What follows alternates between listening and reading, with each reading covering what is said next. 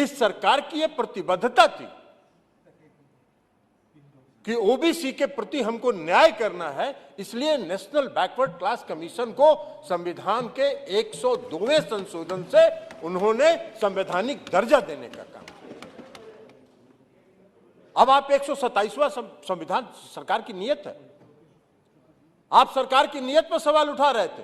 हम तो कह रहे हैं कि सरकार की नीयत इतनी साफ है कि जब सरकार ने रिव्यू पिटीशन फाइल किया, रिव्यू पिटीशन डिसमिस हुआ, सरकार 127वां संविधान संशोधन विधेयक लेके सदन में आई है। यह सरकार की नीयत है। और अगर नीयत साफ हो तो सुधार की लगातार संभावनाएं रहती है, और सरकार की नीयत साफ है, इसलिए सरकार ने इस 127वें संविधान संशोधन विधेयक के माध्यम से नीयत साफ कर दिया।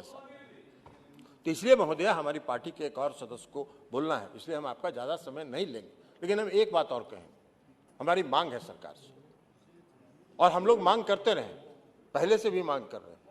हमारे पार्टी के नेता, बिहार के मुख्यमंत्री आदरणीय नीतीश, ओबीसी को आप पूर्णतः न्याय नहीं दे पाएंगे जब तक 1931 में जातीय जनगणना हुआ, और 1931 के बाद आज तक जातीय जनगणना नहीं हुई।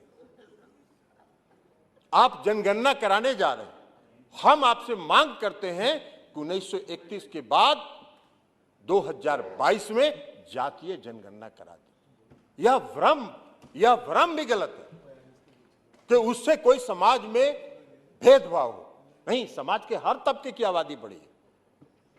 अगर आज जितने समाज के हर तबके के लोग जितनी आबादी का आकलन करते हैं, अगर उन सब को जोड़ दिया जाए तो हिंदुस्तान की आबादी का 3 गुना आबादी हिंदुस्तान में हो जाएगी। लेकिन एक बार जानना जरूरी है, यह आवश्यक है। तो इसलिए हमारी मांग है कि जातीय जनगणना कराई जाए, और अपनी हम इस मांग के साथ 127वें संविधान संशोधन विधेयक का पूर्णतः समर्थन करते हैं। बहुत बहुत धन्यवाद।